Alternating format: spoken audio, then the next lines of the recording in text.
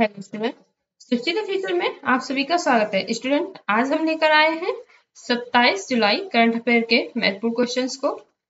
चलिए शुरुआत कर लेते हैं। पहला क्वेश्चन है, ज्योतिरादित्य सिंधिया ने किस स्थान पर उड़ान 5.2 का अनावरण किया? तो ये किया है मध्य प्रदेश में। सिंधिया ने छोटे विमानों के लिए उड़ान, इसका मतलब है उड़े देश का आम नागरिक, 5.2 कार्यक्रम लॉन्च किया, जिसका उद्देश्य देश के दूर दराज के इलाकों में हवाई कनेक्टिविटी बढ़ाना और सरकारी अधिकारियों से मंजूरी लेने के लिए हेलीकॉप्टर ऑपरेटरों के लिए एक मोबाइल एप्लीकेशन है। उड़ान 5.2 कार्यक्रम और हेली सेवा ऐप को मंत्री द्वारा मध्य प्रदेश के खजुराहो में 5वें हेलीकॉप्टर और छोटे विमान शिखर सम्मेलन और 3 उड़ान प्रशिक्षण संगठनों का उद्घाटन करते हुए लॉन्च किया गया था। इस कार्यक्रम का विषय था अंतिम मील तक पहुंचना, हेलीकॉप्टर और छोटे विमानों के माध्यम से क्षेत्रीय कनेक्टिविटी। नेक्स्ट है, सयाजुरुल एजात इद्रस पुरुषों की T20 में 7 विकेट लेने का दावा करने वाले पहले खिलाड़ी बन गए हैं। वह किस देश से हैं? तो ये है मलेशिया से। मलेशिया के तेज गेंदबाज सयाजुरुल एजात इद्रस ने आईसीसी पुरुष T20 विश्व कप 2024 एशिया क्षेत्रीय क्वालीफायर बी टूर्नामेंट में इतिहास रच दिया और पुरुष T20 खेल में 7 विकेट लेने का रिकॉर्ड बनाने वाले पहले खिलाड़ी बन गए हैं। इद्रस ने चीन के बल्लेबाजी व्यवस्था को ध्वस्त कर 7-8 से आंकड़े के साथ अंत किया। इससे पहले केवल 12 गेंदबाजों के पुरुष T20 में 6 विकेट लेने का कारनामा किया था। इस सूची में भारत के दीपक चाहर और युजवेंद्र चहल, ऑस्ट्रेलिया के बाएं हाथ के स्पिनर एस्टन एगर और अनुभवी श्रीलंकाई ऑफ ब्रेक गेंदबाज अजंता मेंडिस शामिल हैं। नेक्स्ट क्वेश्चन है, टाइफून डोक्सुरी के कारण निम्नलिखित में से कौन सा देश प्रभावित नहीं होगा? तो ये नहीं होगा भारत। शेरडी 3 के तूफान के बराबर हवा की गति के साथ प्रशांत महासागर से होकर गुजरने वाला एक उष्णकटिबंधीय चक्रवात टाइफून डोक्सुरी उत्तरी फिलीपींस को पार करने के बाद धीरे धीरे चीन की ओर बढ़ रहा है। इसने ताइवान को भी खतरा है। फिलीपींस में जहां सरकार दशकों से समानांतर तूफान नामकरण प्रणाली का उपयोग कर रही थी, डोक्सुरी को ईगे के नाम से जाना जाता है। उष्णकटिबंधीय चक्रवात एक तूफान है। आमतौर पर इसका व्यास कुल 100 मील होता है, जो उष्णकटिबंधीय महासागर के ऊपर शुरू होता है और हिंसक हवाएं, मूसलाधार बारिश और ऊंची लहरें उत्पन्न करता है। नेक्स्ट क्वेश्चन है, किस राज्य सरकार ने अश्वमेघ देवी को राज्य महिला आयोग अध्यक्ष नियुक्त किया? तो ये नियुक्त किया है बिहार राज्य सरकार ने। बिहार सरकार ने अश्वमेघ देवी को राज्य महिला आयोग का अध्यक्ष नियुक्त किया है। वह समस्तीपुर संसदीय क्षेत्र से पूर्व JDMP सांसद हैं। राज्य सरकार ने राज्य महिला आयोग में नए सदस्यों की भी नियुक्ति की है। शिक्षाविद प्रोफेसर गीता यादव, प्रभावती मांझी, डॉक्टर सुजाता सुम्बरुई, राबिया खातून, सुनीता कुशवाहा, श्वेता विश्वास और सुलोचना देवी को भी पैनल में नियुक्त किया गया है। नेक्स्ट क्वेश्चन है, ब्रिटिश सरकार ने UK India young professional scheme के तहत दूसरा मतपत्र खोला। UK India young professional scheme के संबंध में कौन सा कथन सत्य है? तो ये सारे कथन सत्य हैं।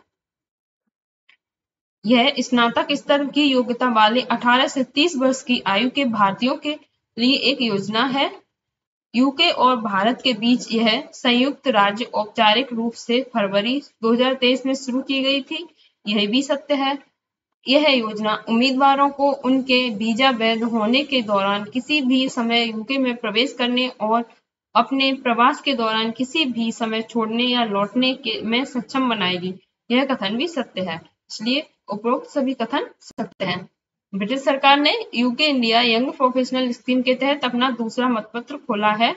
यह यूनाइटेड किंगडम के वीजा के लिए स्नातक स्तर की योग्यता वाले 18 से 30 वर्ष की आयु के भारतीयों के लिए एक योजना है।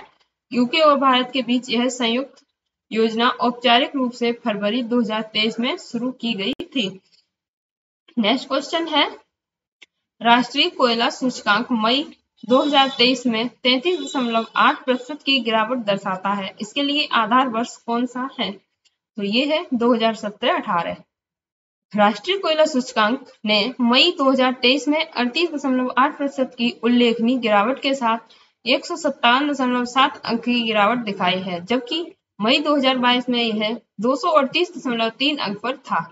यह बढ़ती मांगों को पूरा करने के लिए पर्याप्त उपलब्धता के साथ बाजार में कोयले की मजबूत आपूर्ति का संकेत देता है। राष्ट्रीय कोयला सूचकांक एक मूल्य सूचकांक है जो अधिसूचित कीमतों, नीलामी कीमतों और आयात कीमतों सहित सभी बिक्री चैनलों से कोयले की कीमतों को जोड़ता है। नेक्स्ट है, भारत का पहला मत्स्य पालन अटल ऊष्मायन केंद्र किस विश्वविद्यालय में बनेगा?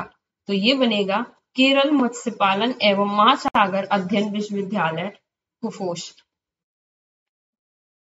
Kerala university of fisheries and ocean studies, जिसे शॉर्ट में कुफोस कहते हैं, ने विश्वविद्यालय में मत्स्य पालन में भारत का पहला अटल इनक्यूबेशन सेंटर, इसे शॉर्ट में AIC, स्थापित करने के लिए नीति आयोग से 10 करोड़ का अनुदान प्राप्त किया है। AIC पहल अटल इनोवेशन मिशन का हिस्सा है, जो देश में विभिन्न क्षेत्रों में नवाचार और उद्यमिता की संस्कृति को प्रोत्साहित करना चाहता है।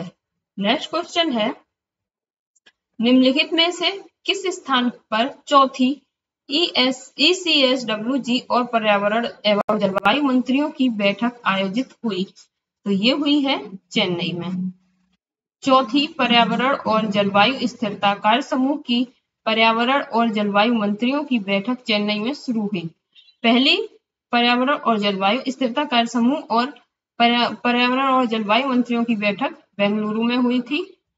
द्वितीय पर्यावरण और जलवायु स्थिरता कार्य समूह और पर्यावरण और जलवायु मंत्रियों की बैठक गांधीनगर में हुई थी। और तीसरी पर्यावरण और जलवायु स्थिरता कार्य समूह और पर्यावरण और जलवायु मंत्रियों की बैठक मुंबई में हुई थी और चौथी हुई है चेन्नई में। नेक्स्ट क्वेश्चन है, केंद्रीय गृह मंत्री श्री अमित शाह जुलाई 2023 में आजादी का अमृत महोत्सव के एक भाग के रूप में कौन सी अनूठी पहल शुरू करेंगे? तो ये शुरू करेंगे मेरा गांव मेरी धरोहर। केंद्रीय गृह मंत्री और सहकारिता मंत्री श्री अमित शाह आजादी का अमृत महोत्सव के हिस्से के रूप में एक अनूठी पहल मेरा गांव मेरी धरोहर शुरू करेंगे। यह राष्ट्रीय सांस्कृतिक मानचित्रण मिशन के तहत संस्कृति मंत्रालय की एक अखिल भारतीय पहल है। संस्कृति मंत्रालय ने इंदिरा गांधी राष्ट्रीय कला केंद्र के समन्वय में राष्ट्रीय सांस्कृतिक मानचित्रण मिशन के तहत मेरा गांव मेरी धरोहर परियोजना शुरू की।